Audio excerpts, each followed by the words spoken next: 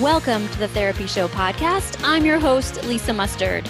In each episode, I interview a seasoned and knowledgeable talk therapist from the counseling world to glean valuable insights, techniques, and tools that you can apply to your practice and your life.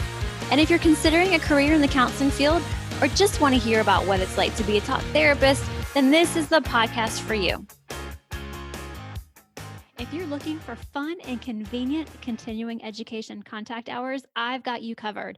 Episodes 1, 2, and 3 are now approved for CE contact hours and more are on their way. Here's how it works. You can listen to the Therapy Show episodes while you commute, in between sessions, on your lunch hour, while you work out. And if you like what you hear and you want to get one CE contact hour, just head over to my site, lisamustard.com, click on Pod Courses, and then click Purchase. We think it's pretty simple and easy, yet if you have any issues at all, just send us an email. And don't forget to sign up for my email newsletter. When you do, you're going to get an email with a code for one free contact hour. So head to my site, lisamustard.com, and be sure to sign up to get that one free contact hour. If you're a talk therapist and you're wanting to start a private practice, you may have heard of these two clinicians. Kate Campbell and Katie Lemieux are the co-owners of the private practice startup. They're two therapists with entrepreneurial spirits who are crazy about business, branding, and marketing. They live, work, and play in South Florida. They've both built six-figure practices in less than 2 years from the ground up and inspire other ambitious mental health professionals to brand themselves, grow their dream private practices, and live their dream lifestyles. They have a hunger for business, branding, and marketing. They love helping private practitioners work with the clients they love, profit more in business, and create the freedom to truly enjoy a lifestyle business. They are the creators of the Private Practice Marketing e-course and coaching, provide free podcasts, and customizable attorney-approved private practice paperwork for therapists. Visit their website, privatepracticestartup.com, for more information. And on today's episode, we chat about their journeys to owning a business together, what they love about our profession, and they give tips to help you get clear on your brand and how they can help you grow a business you love. We hope you enjoyed today's episode. Hey, everybody. Welcome to another episode of The Therapy Show. I'm your host, Lisa Mustard, and I got to share, I am super excited and a little bit geeked out that I have these two incredible women on the show today. We were kind of chatting ahead of time, and you guys, this is going to be so fun, chock full of just inspiration, motivation, and of course, some helpful business tips for our talk therapy peers. So welcome to the show, Katie and Kate, and y'all, I do not want to butcher their names or mispronounce anything. So I am going to open it up to them to say who they are and what they do. So who wants to go first? Hey, Lisa, why don't we say hey first? Thanks so much. Sure. What a great, exciting introduction. And we are honored to be here with you today. And we know that we're going to have a lot of fun. So I'm Katie. My last name is Lemieux. It's pretty easy. Just L-E-M and you think you, that's it. Cut the rest off. Okay, easy. I will remember that. Nice. And I'm Dr. Kate Campbell. Awesome. Thank you so much for having us. Oh my gosh, you're welcome. You guys should see their setup. So I record the podcast over Zoom and they have professional podcasting equipment. And are you in your homes right now? Yes, we're podcasting from our homes, which is the best. I love how you can podcast anywhere. Totally. And do you live near each other? It's not that far away, but with South Florida traffic, it usually takes about 45 minutes, sometimes an hour or so to get one way. And then you got to do it going back as well. So a lot of times we'll meet virtually. Gotcha. That's smart. Okay, so what I am super curious about, and I've been listening to your shows, I'm in your group, I'm kind of following you guys, a little bit of stalking on social media, and I'm super curious about how you each, first of all, became talk therapists. Like, what's the story behind becoming a talk therapist for each one of you? Well, first off, we're Kate and Katie, we were saying, from the Private Practice Startup, and we have been working together since 2014. And we'll tell you the story about how we met and everything like that. In terms of my own journey, I officially entered the field in 2006 when I graduated with my master's. And when I was a teen, I went through some troubling times. I was a little rebellion. My parents were like super strict, and I had a really tough time with my relationship with my mom. And I can remember them threatening me, we're going to take you to therapy, we're going to send you to military school, like all this crazy stuff. And they drugged me to go see this therapist who was like 90 years old, this old dude. And here I am, like a teenager, internalizing everything, didn't want to talk to anybody. And I literally would like hide behind the dumpster for some of the sessions and like wouldn't even go. It was so bad. So anyways, I really needed help at that time, but I just got with a therapist who was not the right fit whatsoever, really turned me off. And then eventually I found another therapist who was a really great fit, and they really inspired me to want to help other people. And so that's kind of what inspired my direction to become a therapist and then to become an MFT. I remember I was in the graduate program at East Carolina. Well, not graduate, but I was an undergrad at East Carolina University, and there was a professor there who was an MFT in the psychology department. And I fell in love with the psychology programs, and I absolutely loved it. Knew I wanted to go in that direction, but then she turned me on to the whole systemic way of thinking and relational perspectives. And I was like, okay, sold. I'm going to be an MFT. So that's kind of how I become a therapist. Wow, I think that's super cool. It's so funny you talk about like when you were a teen, you needed help and your parents wanted you to go to therapy. I mean, I remember probably my mom wishing I would go, but I was like, there's no way I'm going to therapy. No way in heck. And then to hear your experience of being set with a 90-year-old man, like that just, I mean, so many people can relate to that, just so many people. It's so different nowadays. There's so many different options for therapists and people to connect with. And yeah, when I learned about systems theory, oh, I was hooked. I was in.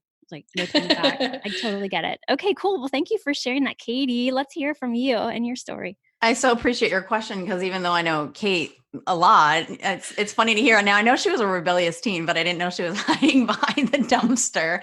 That was funny when it came to therapy. So I appreciate it because I learned some from her. So interesting. We have a similar story. My parents had a really bad divorce. They separated when I was 3. So we were in and out of therapy really our whole life. And I know for me, the thing that really catapulted me in wanting to be a therapist as a teen, I was kind of more of the depressed teen. And because of the constant battling between my parents and the separation and things like that, and they just really didn't like each other. As a teen, feeling like depressed and alone and things like that, I remember we would go to quote unquote family therapy. And it was kind of like, there was the individual therapy where I was talking to the therapist, pouring my heart out, frustrations, and then they would invite the parents in. And it was kind of like silent, like no one was creating any type of communication. And so I definitely didn't feel heard or understood as a teen. And there was really no connection, right? Like bridging the gap between parents and teen. And it was just really awful. So I remember when I was an undergrad, I was studying psychology. And I just remember it kind of came to me like, I really want that children have a voice in their family and that families work. So that's really what propelled me initially into the field. And then over the last, gosh, I don't know how long it is, 7, 8 years now, I've been slowly working with couples and individuals. So I'm removed myself. I used to work with teens and families all of the time, but really had found a passion in working with couples. So that's what propelled me into the field initially. Yeah, we all have so many things in common. I mean, honestly, this is my favorite part of the show is when I find out from the other therapists what inspired them to be a therapist. And I would say like 70% of the time it's something happened to me as a child, and I went to counseling, or I was exposed to new ways of thinking, or I had this mentor, and I realized that if I can help myself, or I can learn to think differently and act differently and feel differently, and I have that power and control, I'm going to help other people. And I'm just like fascinated by who we can surround ourselves with in this field. So ladies, thank you again for being here. I'm like, I just wish I could hug you. I just wish I could hug you through this Zoom. Virtual hug, virtual hug. Yeah, Virtual virtual hug. hug all around. Okay, so go ahead. I'm sorry. Did you? No, I was just going to say, it's interesting as I was sharing my story, I just had like this little light bulb that went off, and this is part of why Katie and I are so passionate about inspiring therapists and helping them to get really clear on their brands and to market their practices. Because back in the day when I was young and we were looking for therapists, there was no information out there. It was such a stigma. It was so hard to find somebody. And now there's such an abundance of therapists out there, and to be able to help therapists to position themselves so they stand out in a crowded marketplace with their authentic brand, and just to make it easy for their ideal clients to really connect with them and find them, so that there's help for everyone. It just kind of like, I hadn't really thought about it in that way, that it's just another meaningful aspect behind what it is that we do. Well, yeah, and I'm glad you shared that because, gosh, that just kind of pivots us into moving into what it is that you guys do and what you do really, really well. So, could you share what it is that you do and how you help therapists? Sure. So like Kate had said, we started our company in 2014. Kate and I have known each other since, was it 2006? 2006. 2006. Yep. So we were actually in licensure supervision together, and our paths continued to cross. We were in licensure supervision together.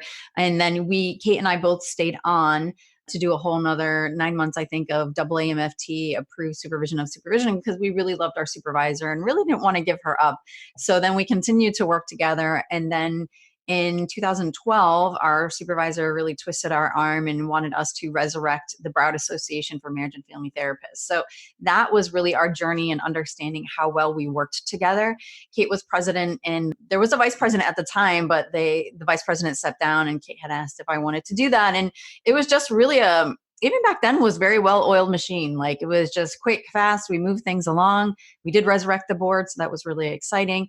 And I had always done trainings, and I love training and presenting. And I've been doing that since I was 26 years old. And Kate said, I'd really like to do the approved supervision course with you here in the state of Florida, which at the time was 16 hours. And now is 12. So we took a year and a half to actually create that 16-hour training. And that became really the starting point of our work together. And before we hit record, we were sharing that our initial company name, and it's technically still our legal name, is K2 Visionaries. So we were a statewide local training company. And then back in 2016, we rebranded and became the private practice startup because we wanted to serve a bigger global audience, really helping therapists brand themselves and, really live into their dream practice and also live their dream lifestyle and get paid well for what they do. So that's kind of where we have journeyed to in the last 3 years. And wow, it's going to be 4 years soon. That's crazy. And we're really most passionate about helping therapists where they need it the most. And that's really with the marketing. We can't tell you how many times, and I'm sure you see it too, is, people will jump on Facebook and be like, what's the best way to market? And it's not really that easy, right? There needs to really be a clear foundation and really understanding your vision, your mission, your culture, your brand, how to speak to your ideal client, knowing your ideal client. And Kate and I really take an inside out approach is really have to know yourself first to be able to really clearly communicate that in the world. And then we talk about things like, website design and things like that. And then comes the marketing strategy. And it's not really supported. The marketing strategy is not supported without those really intricate steps. So that's what we're most passionate about. And we really realize that our mission is never fulfilled unless we help therapists fulfill their mission. And so that's really inspiring because, not only are we impacting therapists, but we're also impacting the people that they work with. And, like Kate shared, sometimes I feel like as therapists, sometimes we have one opportunity to make a good first impression for the entire field, right? As a couples therapist, if one partner doesn't want to come to therapy and they're like, okay, I'll give this one shot or one try. Well, if you go to a therapist that's not a trained couples therapist and you have a really bad experience, sometimes as humans is we make that like an entire bad experience. So it's really important for us to help therapists really work with the clients that they love, the ones that they're called to serve. So the clients can also have an amazing experience as well. Oh, I So love that. in short, yeah, that's what we do.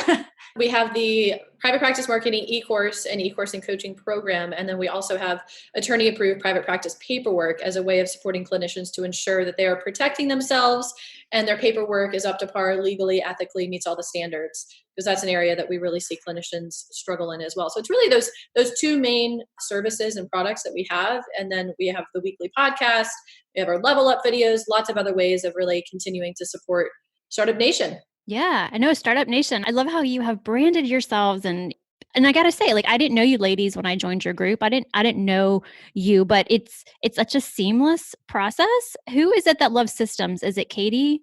Well, Or we both Kate? kind of do, but Oh, okay. Katie says, yeah, it's her business foreplay. She's like That's what- obsessed with systems. Talk systems to me, baby, all day. That's what it was.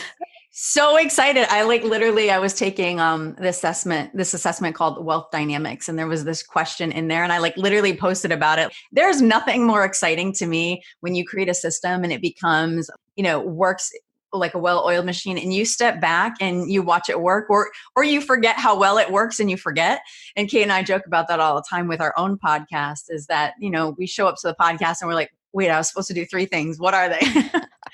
Right. I think that's what I saw was that the systems piece is so important. And, and I was even listening to another one where you were talking about, I believe it was your podcast, where you're talking about the paperwork that, that's the first impression for a lot of clients out there is how do they get their paperwork? How does that happen? What's the process? Because that's like your first impression. And I was really like, that really kind of took me back for a second. Like, okay, this is way more important than I realized. But I had that intuitive sense that when people come to therapy, a lot of the times, you're right, it's their first time, talking to somebody, asking for help is a big deal. And then that initial experience, I can't tell you how many people I've sat with that I've go, well, we've tried therapy before and it wasn't a good fit. And it's just like, that's okay. Well, let's talk about that first of all. And so I'm really glad that you ladies are approaching it in that way, and that, you're helping therapists really hone in on showing up authentically and congruently and attracting their ideal client, because eventually we want to, like, that's part of the reason the show exists, is I want to help therapists help their clients. And so I love all of this. This is so great. So let's talk about, how did you guys, so let me back it up and say, I have that friend from peer supervision, from grad school, from peer supervision, who is like my go-to. Like, we just get each other. So when you ladies were talking about how you met in supervision and you bonded then and you just hit it off, like, I have that person in my life. We're not in business together, although I try to drag her into things every now and then, and she's a good sport. What has really allowed you to grow a business, but yet at the same time maintain your own identities as individuals? Because I think that's tough. I imagine it's tough. I could be wrong. Yeah, it's been an interesting balance. Katie and I were more friends, like, professionally, and we went on the supervision journey for basically 3 years together. Then we worked together on the board of LMFT together, and then we launched into business together with K2 Visionaries in 2014, and then in January 2016, launching the private practice startup and really honing in on that particular niche. And our friendship has really developed throughout the business. So the business was really born first before our friendship continued to evolve and develop. And it's a nice balance, because we have the personal friendship. We can really talk to each other about anything, which is important in a business relationship, because essentially we're in a marriage together, right? We're married together legally in business.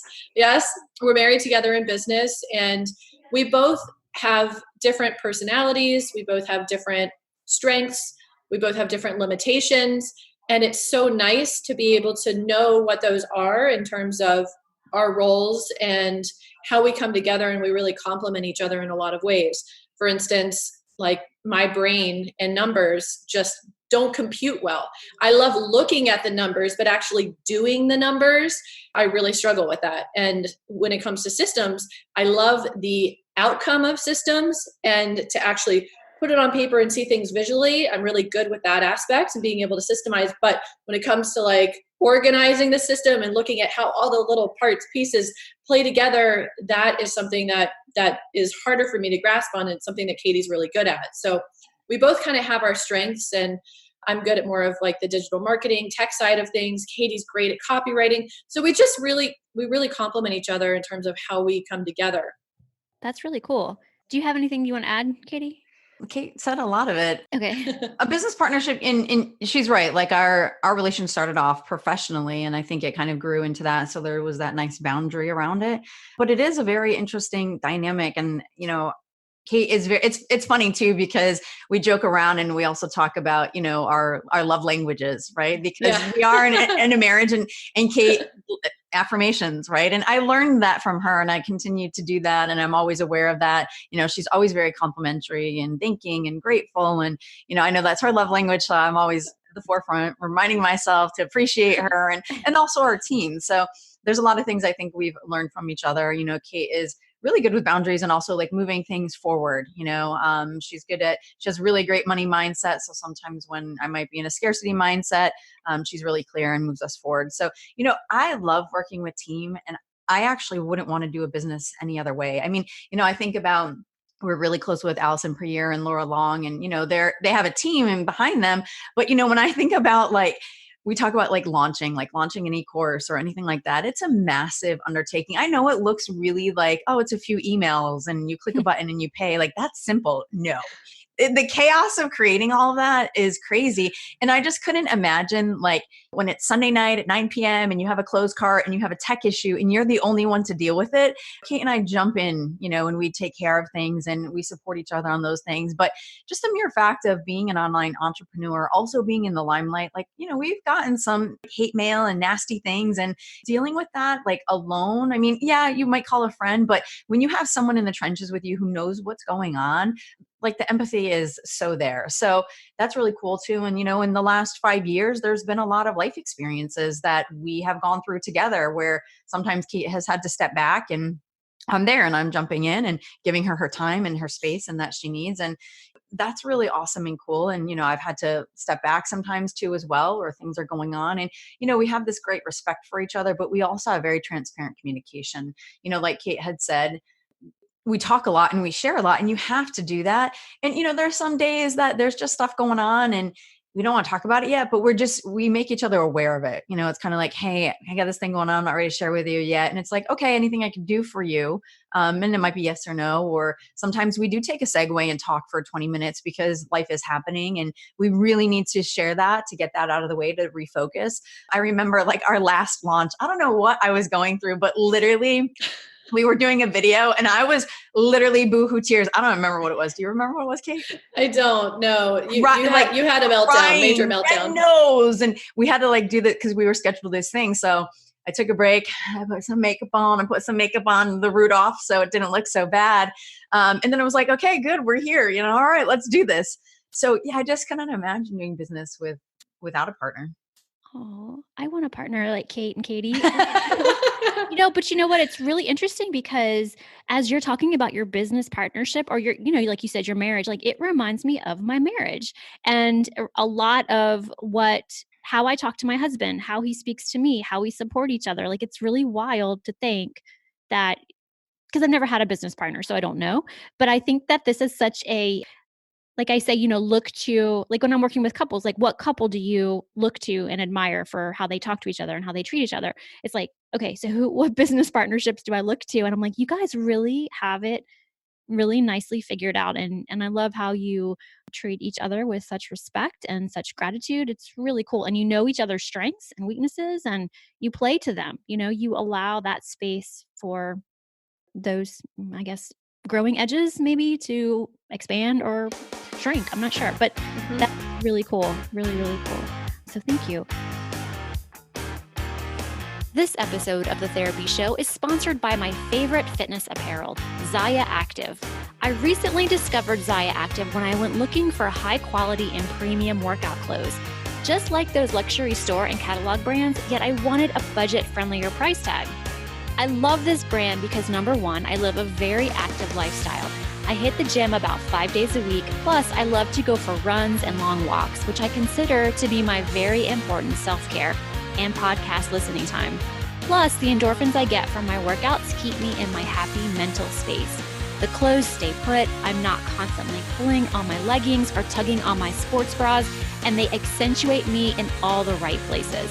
And number two, when I work from home, I love to be comfortable in leggings, also known as yoga pants, and a tank top. Plus, I can transition to running out the door to pick up our girls or run errands while still looking put together in my athleisure styles. My favorite workout leggings are the light and tights, and my favorite everyday wear are the everywhere pants. I literally wear them everywhere, every day. I can even wear them to business meetings or client consultations. I can dress them up or down easily. Want to learn more? Head over to lisamustard.com and click on the activewear page. You can learn all about Zaya Active, the mission, the clothes, and see if they are a fit for you and your active life.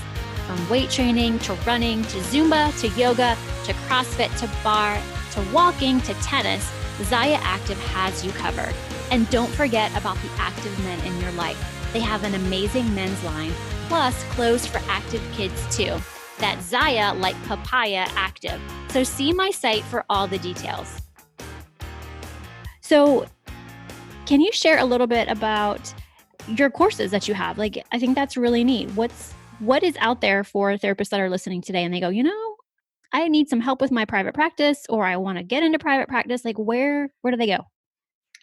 One of the areas that Katie and I are most passionate about is when it comes to branding and marketing. And then we really fell in love with that as we went on this huge journey and a mission to really learn as much as possible about branding and marketing. And then we also realized that that's the area that clinicians really struggle the most in.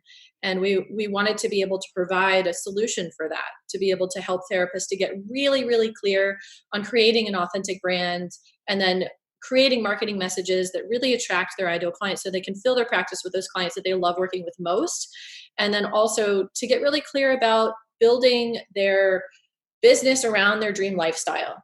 Because so often therapists will all of a sudden become a slave to the business. They'll try, they'll bootstrap it, and they'll be doing everything, being involved in all facets of the business. And as they continue to scale and grow, they may drop off on some of that and continue to just be a slave to the business, working at all hours. And so we help therapists to really get clear on what that ideal schedule is for them, and to really build the business around that so it works for their lifestyle.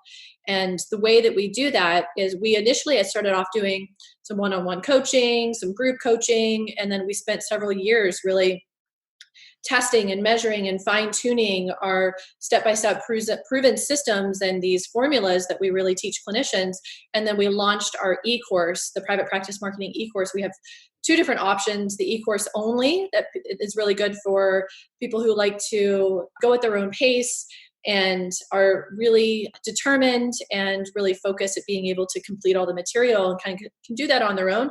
And then we have the e-course and coaching track as well, which is more of, we're in the trenches with you week after week. We do a lot of group coaching through that.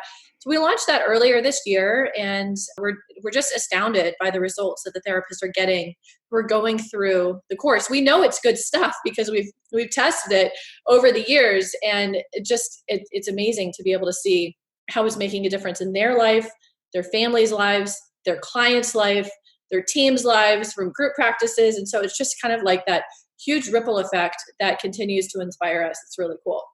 Yeah. And I would say, just to give the audience some perspective, we know how to do this stuff because we did all the wrong stuff, right? When Kate and I first started out, we were generalists. We had no brand. We ordered the same cards everyone else did from Vistaprint. Like, you name the mistake, we have done it. We are totally guilty of that. And, we've gone through our own branding processes and obviously marketing processes. And it's really cool, before we hit record, I know that you were talking about our brand, and, there's nothing more that like delights me when people really see that we practice what we preach, right? Because we are our brand, we are branded, we're constantly doing those things. And, it's just really important to show and demonstrate that, and that it is really possible. Oh, yeah, for sure. If you could just kind of give a couple tips, just if I came up to you at a cocktail party and I was like, I know you ladies are amazing at personal branding and I want to get visible on social media. And I know, y'all, that's a big loaded question. And you're probably like, oh, Lisa, that's huge. You sound like one of the people in the group that just goes, how do I market myself? But for real, if you could share just a handful of tips that maybe not you go into the weeds or the details, but just to kind of give our listeners some big picture things to think about. Could you do that? Yeah, what we would say is don't jump straight into strategy, because that's what every therapist wants to do. They want to know, I hear I should be blogging. I hear I should be vlogging. I hear I need to be on Instagram, or I need to be on Facebook, or I need to be networking. And oh my God, it's so overwhelming. And they just want to know, what strategy do I start with first? And we say, whoa, whoa, whoa. Like hold your horses, because that is not the place to start. We really invite them to take a step back and to get really clear on creating their brand, looking at their vision, their mission, their culture, their core values, what makes them unique as a therapist in terms of their own niche and how they show up in the world. And then we help them to get really clear on we would want them to get really clear on their ideal clients. What do they struggle with? What keeps them up at night? What are their needs, their wants, their goals, and desires? What are the transformations that they really want to have as the results from coming to see them as a therapist? And once they have the brand piece and once they have the ideal client piece, it comes together in a beautiful way that informs all of the marketing messages and all of the marketing strategy. And we also would want them to think about marketing strategies that really play on their strengths. If they love being on social media and that's a strength of theirs, and that's something that they want to do, you want to be sure that your ideal clients are actually going to be on the social media platform that you're going to be using, and to be intentional about the strategies. If they're an extrovert and they love networking and they want to do that, then there needs to be a strategy and some intention behind that as well. But if they hate doing video or they hate networking, they don't have to do those things. There's a lot of different options. So I think it's kind of like a trifecta of the different areas that we would really address with them. Yeah, I think that's really neat.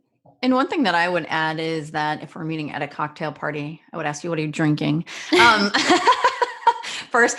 But with branding specifically, a lot of times therapists think, well, because it's just me or I'm, solopreneur, I don't need to brand. Now, I want to say, will people have some success? Absolutely. I'm not going to say that they don't, but it's not consistent and predictable when you're not clear on your brand, knowing how to communicate and really marketing strategies. So, a brand is really an experience, right? Like you have to really stand out and you want people to feel something when they come in contact with you, whether it's like super energetic and optimistic and hopeful or courageous. That's just so important because we don't buy. And so, I'll talk about buying and selling because the reality is people are purchasing your services, right? And we don't buy based off facts and data. We don't. Most people coming to a website on the About Me page, again, hashtag guilty for this, right? Talking about my credentials and my trainings. And that doesn't make people excited.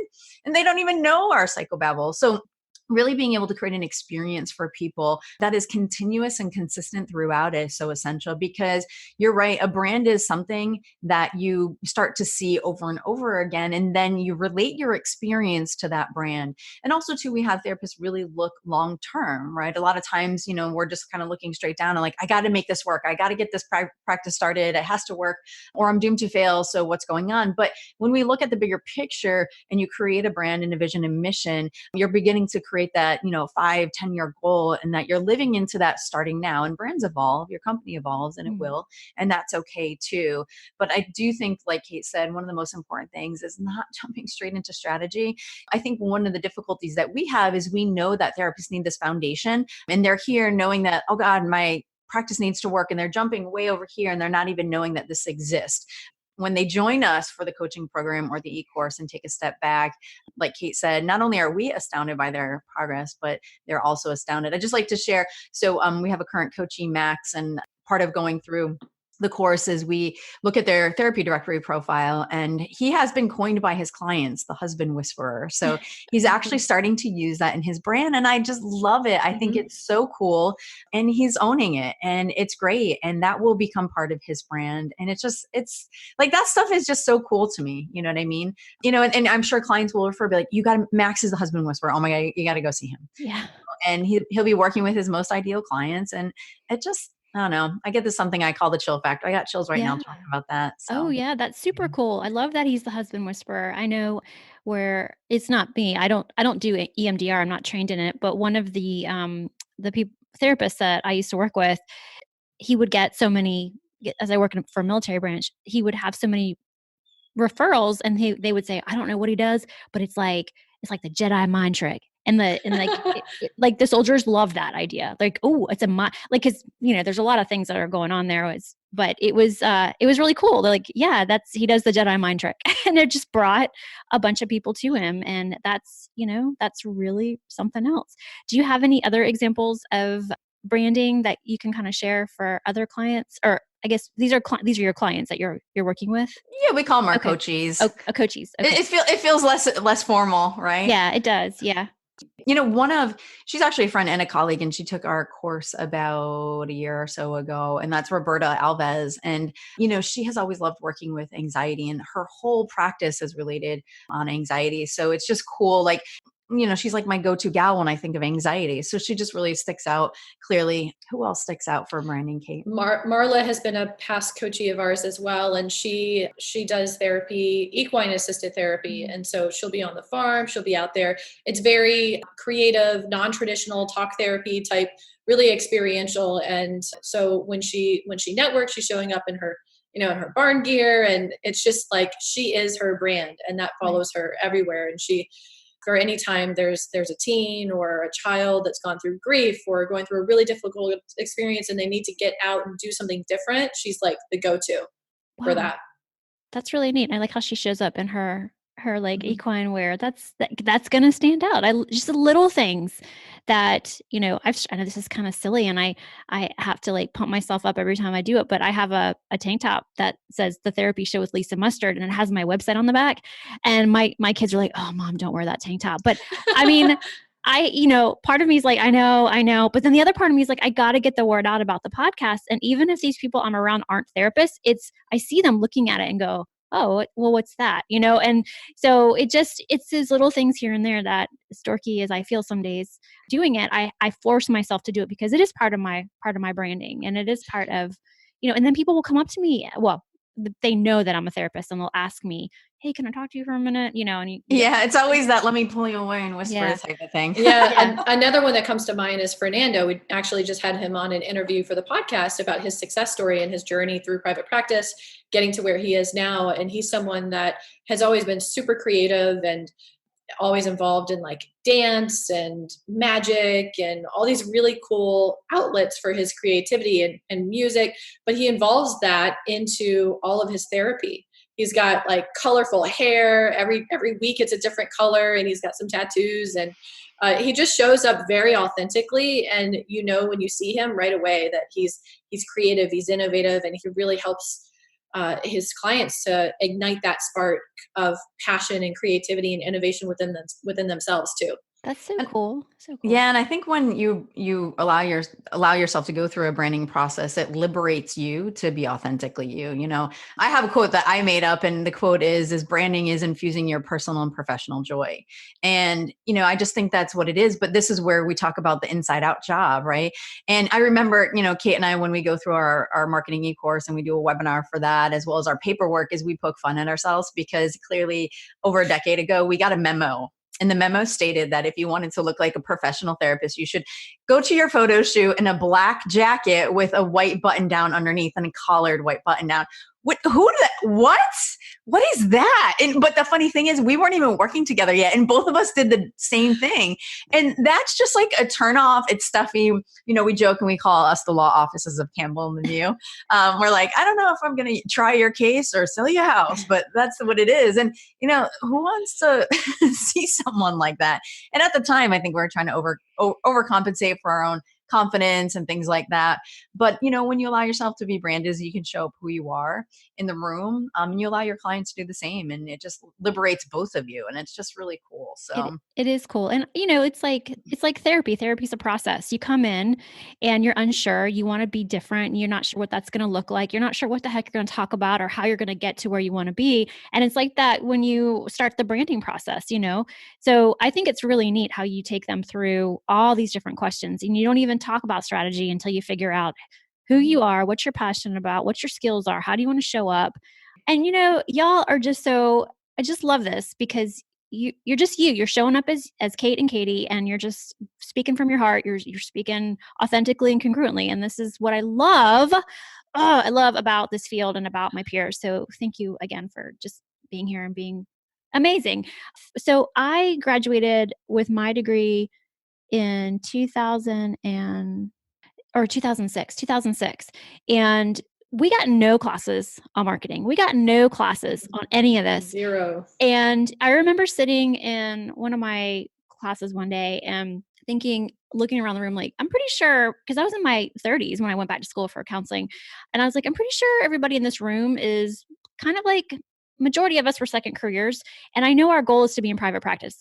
We want to work for ourselves. We want to hang a shingle and just help people. But there's no training for that in grad school. And part of it I totally understand because we're there to learn theory. We got to get our hours in. We got to do so much.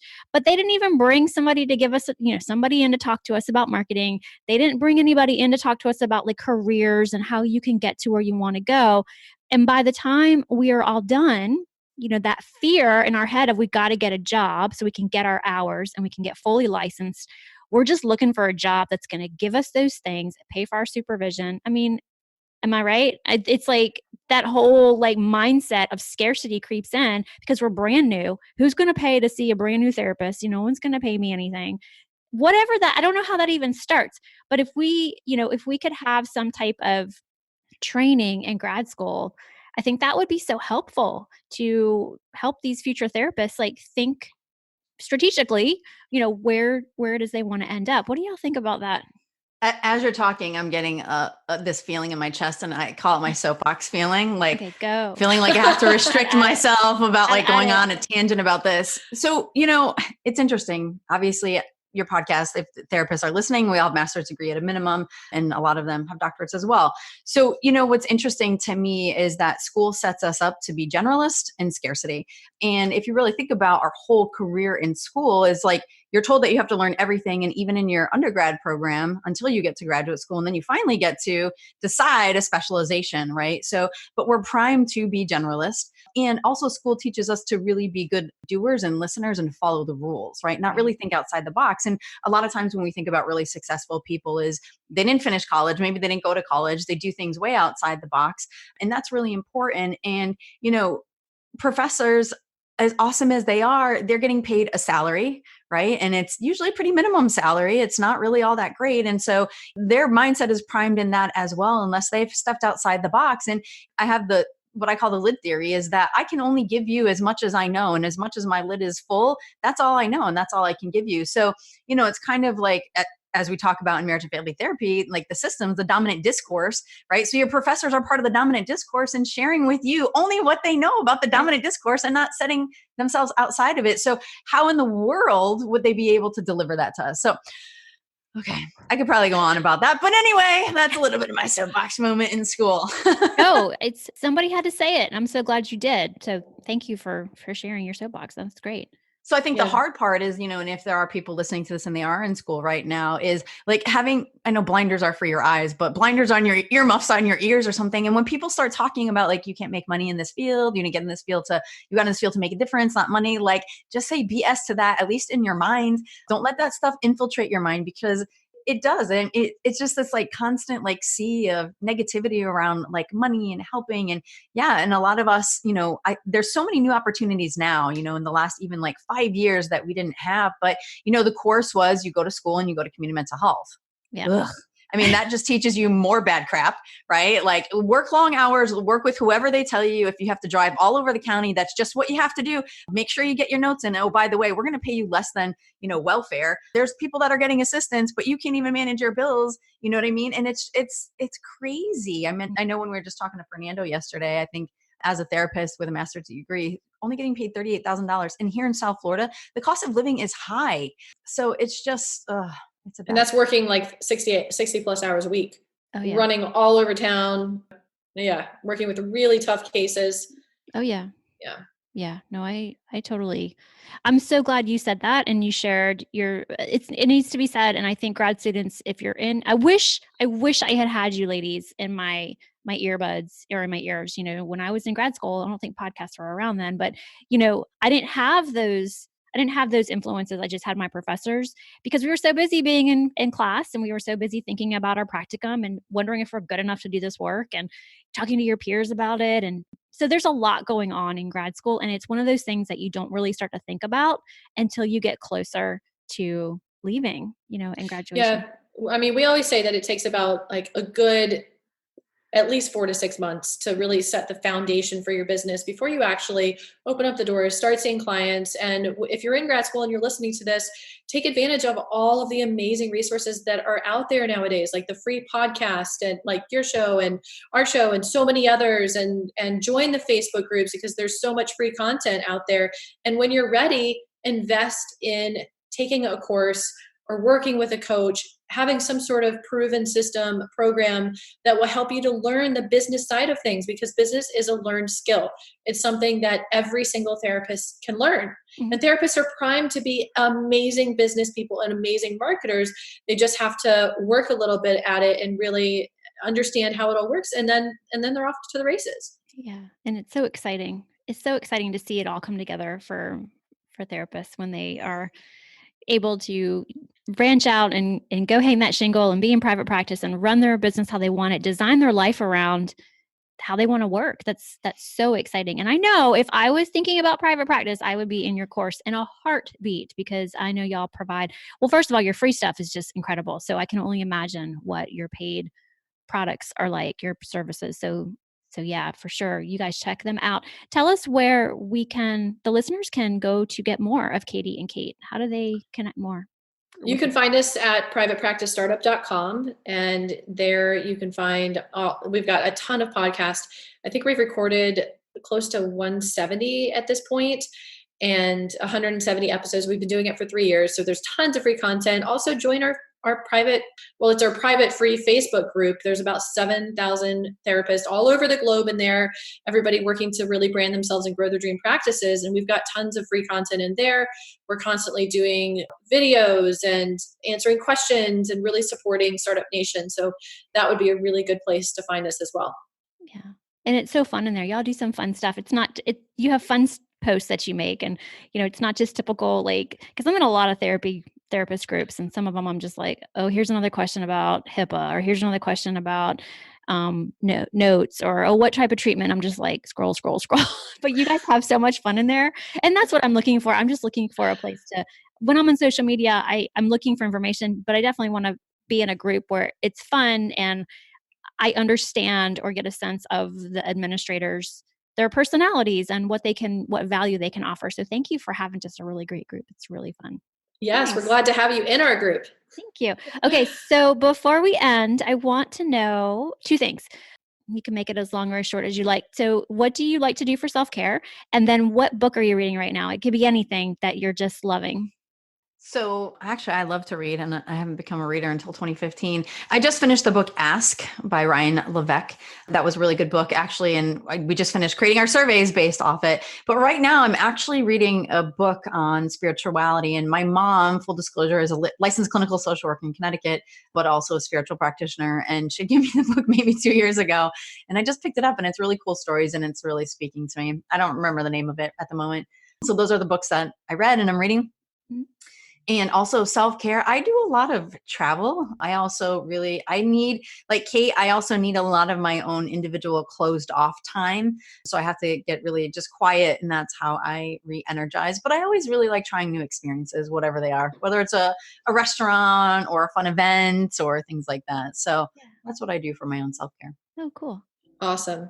I just finished reading a book called Where the Crawdads Sing. It was so good. It was really, really good. And then I've read a couple of like psychological thriller, murder mystery type things. And of course, I can't remember any of the names because I read through them pretty quickly. And I go through phases with business, like consuming business information. And sometimes I'll be binging on consuming business information with podcasts and books and things like that. And sometimes I'll go for an extended period of time where I just need a break, because I want to use that as an outlet to really just kind of like, it's more downtime and it's just more of like a pleasurable thing. So I haven't read a business book for a while now, and that's okay. I've just been reading for more fun. And then what I do for self-care, I love to have downtime. I definitely need some alone time to recharge. And I go to Pilates a couple times a week. I'm a foodie. I love food and I love wine. I'm like 7 months pregnant right now, so I haven't had wine in a really long time, but that's okay. It's coming. That's okay. My husband and I just got back from Charleston. We went for a long weekend, which was really fun. We had wanted to go to one of the other top foodie cities in the South. We'd been to Asheville and Nashville, and we just went there for our baby moon to Charleston, and it was a lot of fun. It was beautiful. The food was great, and it's a really cool town. So I love traveling too. Ladies, this has been such a fun interview, and thank you so much for just showing up and being who you are and sharing from your heart. And I know you're helping so many therapists, and I want to just let the therapists out there know that if you're stuck in your business or you're stuck with what do you do next, Katie and Kate are here. They can definitely help you. Cool. Thank you so much. Absolutely. It was an honor, and it's so full of joy and energy. So we enjoyed it as well. Well, thank you. Absolutely. Yeah, it was fun hanging out, and we'll look forward to seeing you online in the meantime. Yeah, for sure. I hope we get to meet in person one day and do the real hug. Well, that wraps up another episode of The Therapy Show with Lisa Mustard. I know there are hundreds of thousands of podcasts out there, and I'm thankful you've chosen to listen to mine. Be sure to visit lisamustard.com to access the show notes and discover more fantastic content. And I'd be grateful if you subscribe to the show. Thank you.